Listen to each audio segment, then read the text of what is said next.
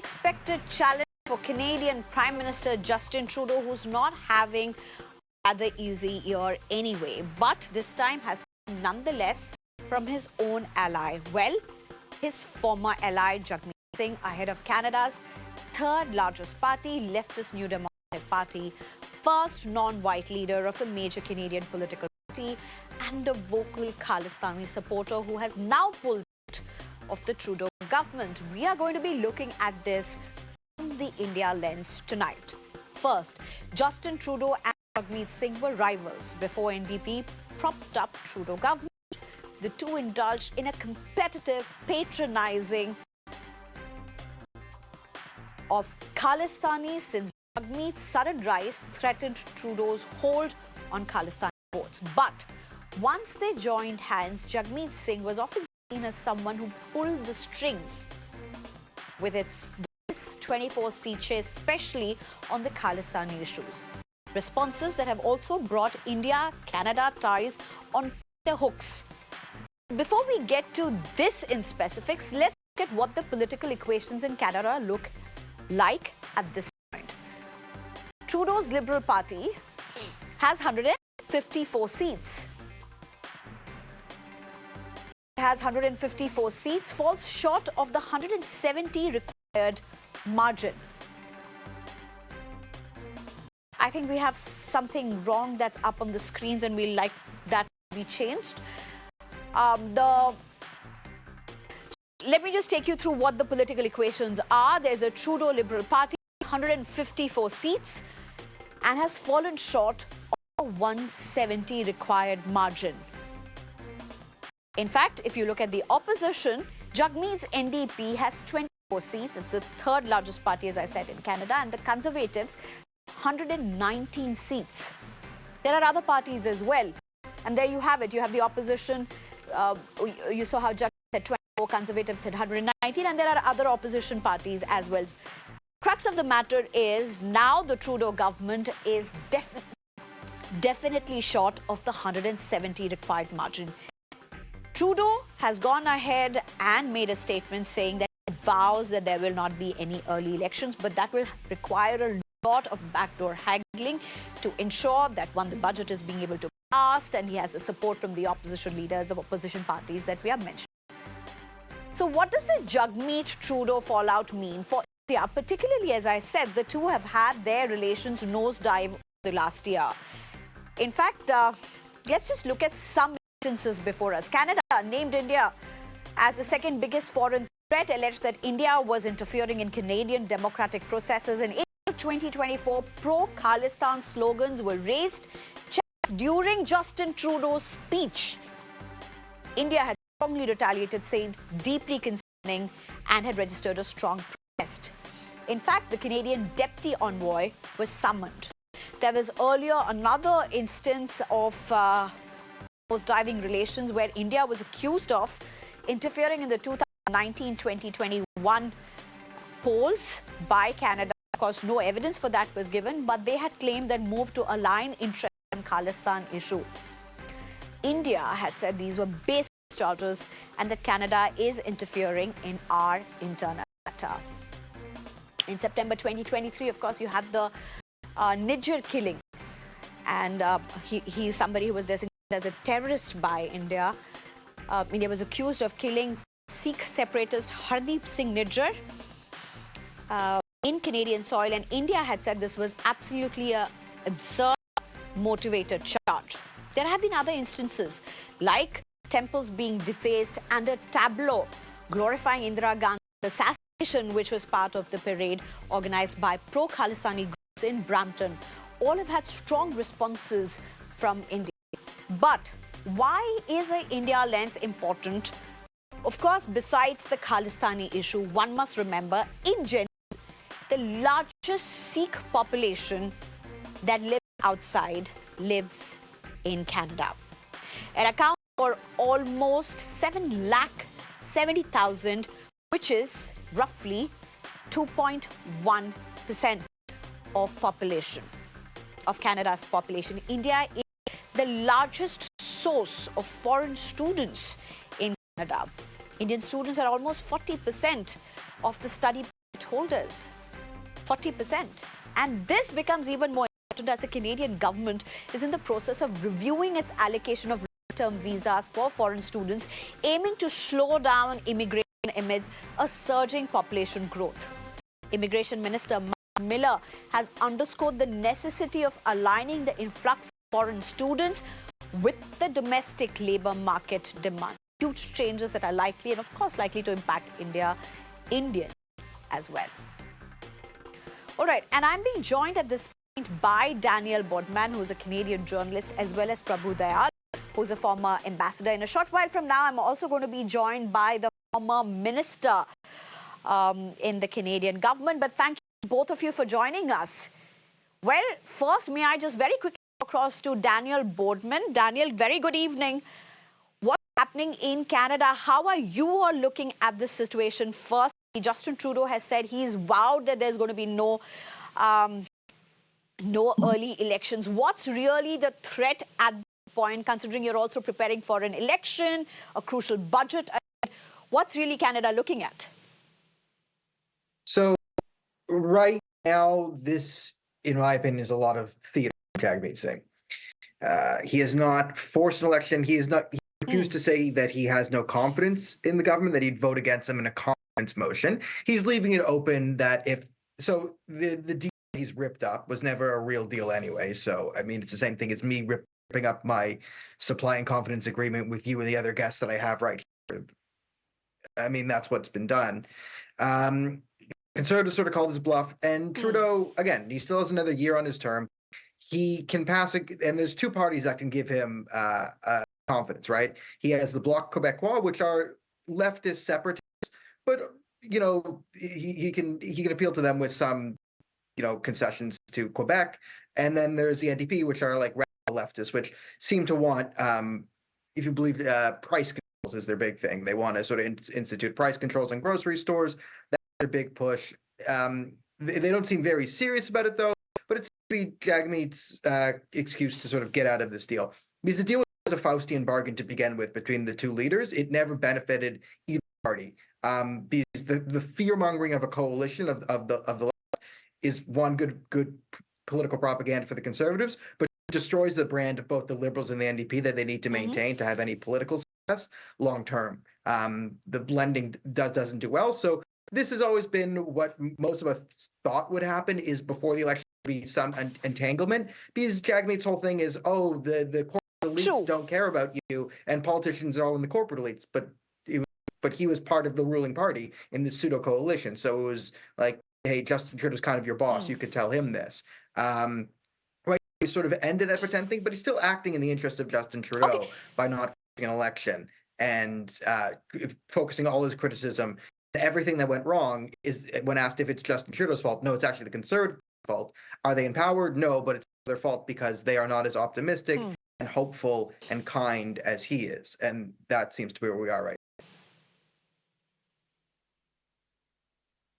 Daniel, I like the word you used, theatrics, because Indian democracy and Indian politics, as it were, is also not very bereft of that, but especially during election season, and that's a world phenomena. But what I really do want to know is, it's not just that Jagmeet Singh has pulled off from the government. He's very clearly indicated that he is going to be running for the elections as well. It means he's going to be running for the post of a prime minister as well, which means that he's most likely going to be giving a competition to Justin Trudeau. Now, if that does happen, for a very long time we have seen Jagmeet Singh, his party has been hugely important to the survival, in fact, first the formation of the Trudeau government and then the survival of the Trudeau government. If it does run parallelly for the post in the election, how is this to play out in terms of elections? Because as we understand, his rise has been quite steep. His party is third largest when it comes to the opposition, though in the opposition the varying numbers are very different. But Daniel Bodman, how's this going to be playing out? Well, sorry, it is a foregone conclusion they would be running separately. Even if they still had this supply and confidence agreement, they'd still run separately. Canadian politics, where they're always going to run against each other. He's the third biggest party.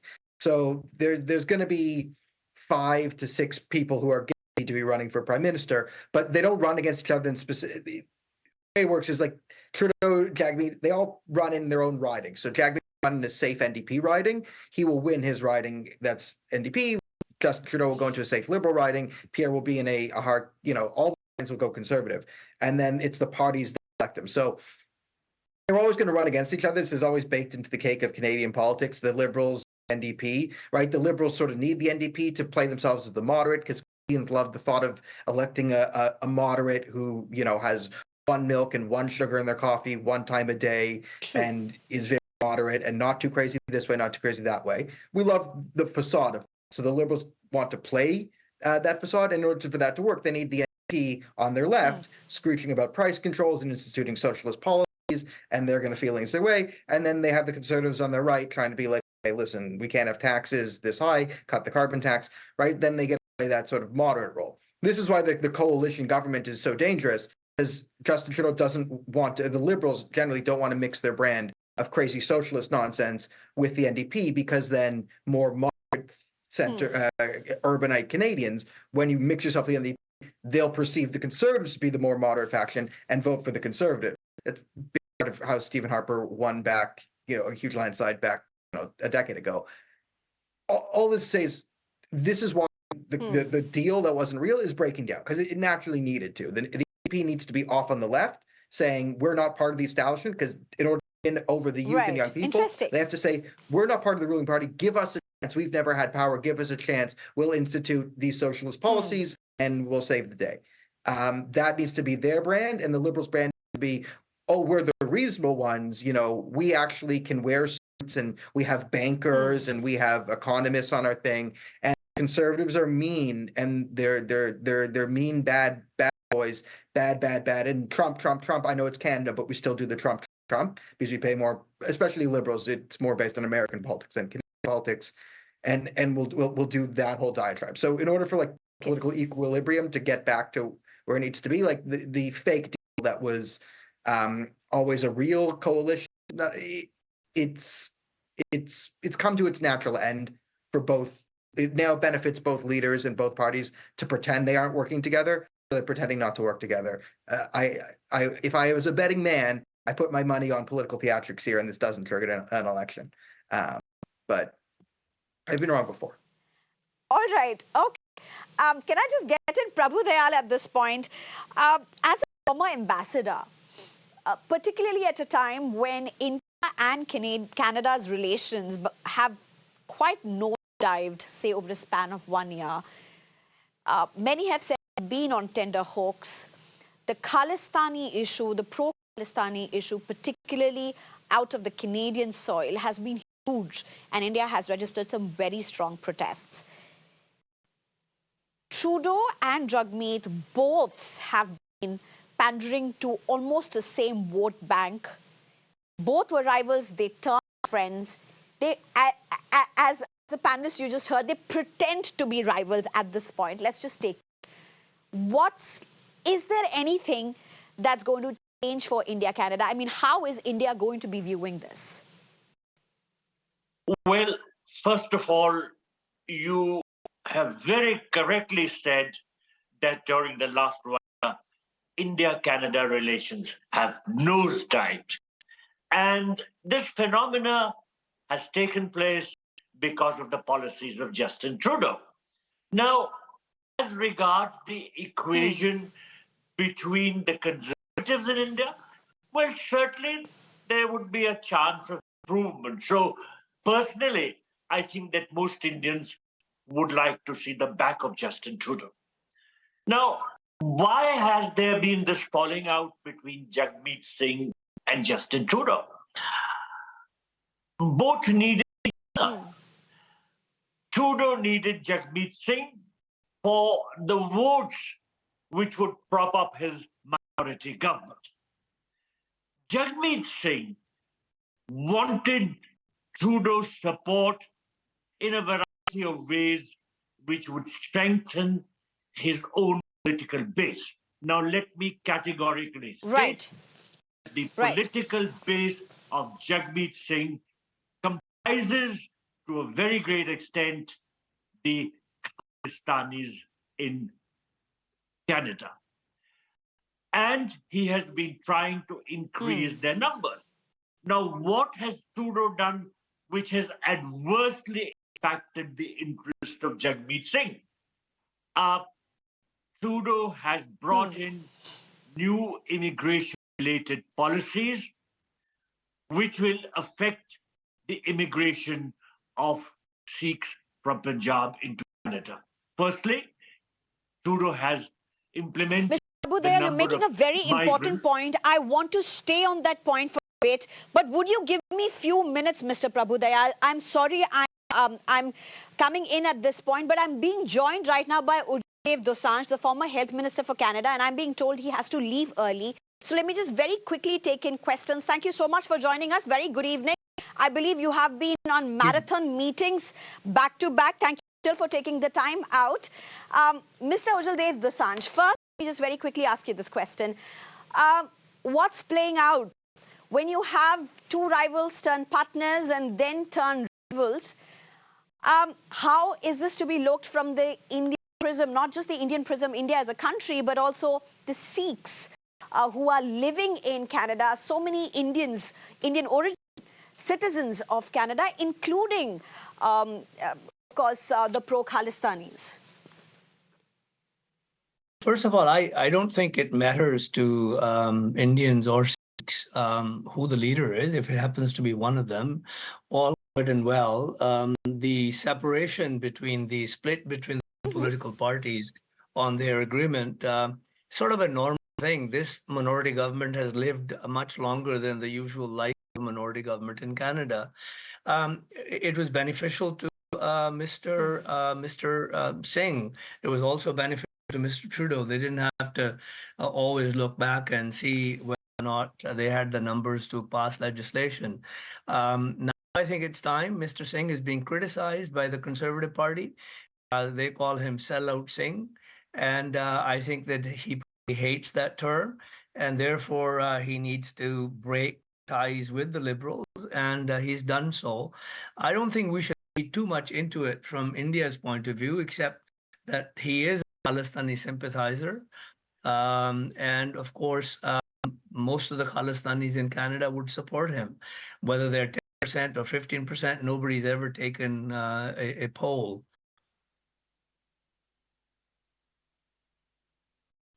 While you are saying that, Mr. Ujjal Dosanjh, how do you look at, I mean, of course, Trudeau has gone ahead and has vowed that there's not going to be elections, early elections. We don't know whether if there's a confidence vote, whether Jagmeet Singh is to vote against or not. All those are for politics to play out, as Mr. Bodman said earlier, for theatrics to play out. But Mr. Ujjal Dosanjh, here's my question. Both have a strong Khalistani, pro-Khalistani vote bank appeal. That's also something that brought them together. This is one reason that has also seen India-Canada ties nosedive. Is this split, which is also being said as just theatrics, going to see any difference in how Trudeau plays to this or how India looks at it? Well, I think India should govern itself based on Mr. Trudeau's past conduct. And with respect to the Khalistanis, he's been kind of a milquetoast prime minister who's never said very much to them. I have always maintained that, freedom of expression is one thing. If you think India is a friendly country, Trudeau could have said to the Khalistanis, I don't appreciate you trying to dismember a friendly country from our soil. That would have put a stop to everything. He never did that. Therefore, I think he's playing politics with the Khalistani issue, and so is Jagmeet. So in that sense, their interests coincide with each other's. But beyond that, election is not with the control of Mr. Trudeau. I think it's Mr. Jagmeet Singh who is willing to support Trudeau that controls the timing of the election. Whether or not they speak to each other about when they want to have an election is a different issue. They no longer have an agreement, and they might not speak about it, and they might not coordinate their efforts. And then again, who knows? They might.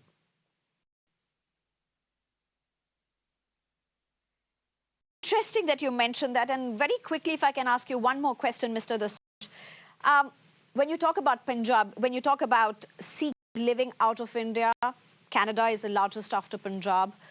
You look at the students who are studying in Canada, foreign students, the largest, I think 40% constitute of Indian students who have got the permits to study. There's a lot of policy changes that are happening in Canada. There's a crisis in its own self. When Jagmeet says that liberals have not done enough to protect the middle class, liberals have only proved that they are very weak. Is he also looking at all of this? Obviously, he is. There is a huge backlash against immigration in Canada, partly because of the hundreds of thousands of new students coming in, over 1 million people coming into Canada every year, into a population of just over 4 million, difficult to absorb, difficult to provide housing, difficult to provide other facilities, healthcare and the like. And Canadians are angry. And Trudeau is now reversing some of those policies. And Mr. Singh, he has not said very much about the student issue or the immigration issue. So I don't know where he stands. In the past, he's obviously supported the government. But Mr. Trudeau's own party keeps saying now that they've been wrong on immigration. They have to cut back. So they've been cutting back, making the conditions more stringent for students and the like. Right. Mr. Ujjal Dosanjh, thank you very much for joining us, and thank you for giving us your time. Thank you so much. Thank you. Mr. Prabhu Dayal, thank you so much. Thank you, sir. Mr. Prabhu Dayal, if I can just very quickly come to you. You were making a point about how India needs to be looking at this. We just heard Mr. Dosanjh speak as well. So while Jagmeet Singh has not made many things clear, the pro-khalistani plank is going to be still a huge factor. Well, Jagmeet Singh will not make it clear why exactly he is withdrawing support from Justin Trudeau, because there are some things which are understood and they don't have to be spelled out. As I was saying, and as Mr. Dosanjh himself corroborated, Jagmeet Singh's base consists of the Khalistanis also. There are others who support him, no doubt, but substantive base is the Khalistani supporters who are living in Canada. Now, Justin Trudeau's recent policies in regard to immigration have affected the influx of Sikhs from Punjab into Canada. Firstly, there has been a reduction in the overall number of migrants or immigrants. And secondly, there has been a reduction in the number of students. As you mentioned, 40% of the students who used to come from other countries to Canada used to come from India. In fact, out of about 550 study permits that were issued to students in 2022, more than 225 were from India. And of course, a very large number of these were from Punjab. Now, there is a reduction of 35% in the number of student visas that would be granted. And immediately, the students who want to come to Canada from Punjab are affected. Now, Jagmeet Singh is not at all happy with this. He's not going to say it because, as Mr. Dosanjh said, there is unhappiness in Canada about problems related to housing, problems related to employment, and people are not in favor of migrants coming. But Jagmeet Singh's party and Jagmeet Singh's own interests required the influx of immigrants to continue because that is his support base. So he's putting pressure on Trudeau. He wants, I'm sure, that Trudeau should backtrack on some of the measures which he has adopted. I don't think Trudeau will do that. I don't think Trudeau can do that. But there is a lot of pressure tactics related games that are going on, and it remains to be seen. Of course, as I said earlier, Right. As long as Justin Trudeau is in power as Prime Minister, relations with India cannot improve. And the only possibility I see is if conservatives come in and try to mend the fences with India. Daniel, if I can come to you, there's a lot that's being discussed, particularly with how Jagmeet and Trudeau both have had their split, parted their ways for now. You've called it theatrics. But both have been very critical to where India and Canada relations are. And while we've spoken so much about the India fact, we've spoken about Sikhs who are living in Canada. If I'm correct, they constitute at least 2% of the population. 7 lakh seems a big number. It's 2% of the population.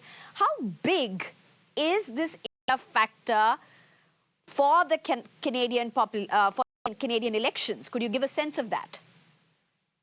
So actually, okay, to break it down, what you're really talking about is like the Khalistani factor. And okay, with the Sikh population, they have a lot of political power in Canada because where Khalistanis live and put infrastructure, they make up a significant chunk of the electorate there. And we are a riding system. So each like chunk of the population has its own mini election that you get a seat in the parliament, right? You're talking about system. Khalistanis because Sikhs and Khalistanis are very distinct. The two are not the same. So you are talking about where Khalistanis are living.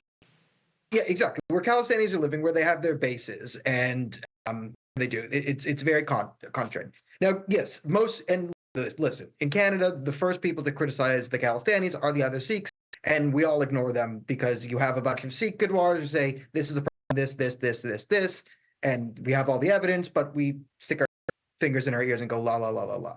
That all being said, the Khalistanis have pretty hardcore control of the areas they live in. Lots of areas of, let's say, Brampton, Surrey, and parts of BC. Where they gain influence. There's a lot of places where I've joked you can vote in certain areas of Surrey, BC, and your options are blue Khalistan, red Khalistan, Khalistan. So the Khalistani element is kind of already mostly shared in these ridings. Like often Khalistanis will run against other Khalistanis in ridings. So that's taken in. The bigger determining factor in what Jagmeet will call a vote is not the Khalistanis here. That's already baked into the equation and distributed all through the parties. It's actually the radical Palestinian supporters. It's the communists and the Islamists who are all over the streets in Western civilization. Every week there's thousands of people with Hamas flags rampaging and terrorizing the place. This is the voting base that the NDP might want to capitalize on because they can, if they want to really get the second place in this election, they can really truly harness that base because they can go the most radical.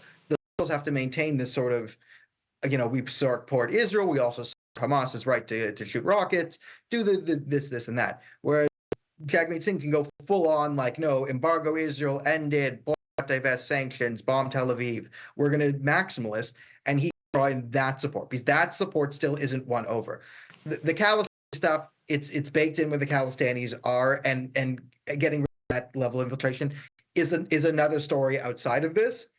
And yes, it played a huge factor in the last year of Canada-India relations and the pushing of the Nijar thing. That was part Jagmeet pushing, part the full infiltration of the system in Canada that led to the Jagmeet in the first place. But in this election, India is going to have very little to do with what said or done in this domestic Canadian election. The Khalistan issue is pretty far down for like the liberals, you'll say, and the bigger group of radicals and that have sort of going between Liberals, NDP, and Green are the radical anti-Israel crowd. That's the big demographic of radicals, communists and Islamists that make up that movement. That's probably where Jack thinks he can win support. Interesting. Prabhu Dayal, my last question to you. So at this point, it is obviously not responded to any of them and is unlikely to respond because as of its internal affair of Canada. But how's the Indian approach? I mean, what's the gaze right now? What's the lens with which India is likely to be looking at this? Just regular affairs happening in another country, or is there going to be more cautious wait and watch approach? fellow panelist was absolutely right in saying in the wider section of the Canadian electorate, the Khalistan issue doesn't rate very high. It's much lower down than what would be thought. From the Indian point of view, the implicit support that the supporters of Khalistan have been getting on account of the weak policies of Justin Trudeau towards them. Certainly, this issue figures very high in our calculations, and it has impacted the bilateral relationship. You know, Jagmeet Singh relies on the Khalistan support base. Trudeau relies on Jagmeet Singh's support, so there becomes an indirect connection. Now, as I said, Jagmeet Singh is not at all happy really about the restrictions on the immigration from Punjab. These students who are Sikhs would come in, and as you said, all Sikhs are not Khalistanis. In fact, the vast majority of Sikhs are not Khalistan supporters. But these vulnerable students, impressionable students, would come in, and there would be a very, very bad attempt, a very negative attempt to indoctrinate them and make them into Khalistan supporters. This is what has been happening. And Jagmeet Singh's party and his cohort have been very actively involved in this exercise. So, Jagmeet Singh is not happy about the restrictions on immigration and also on the limitations in the number of students who can come in. And this has impacted this relationship between the two. Jagmeet Singh's electoral base is being affected with the restriction on immigrants coming from Punjab, Canada. And certainly since politics is vote bank related, therefore the relationship between Trudeau and Jagmeet Singh has been impacted.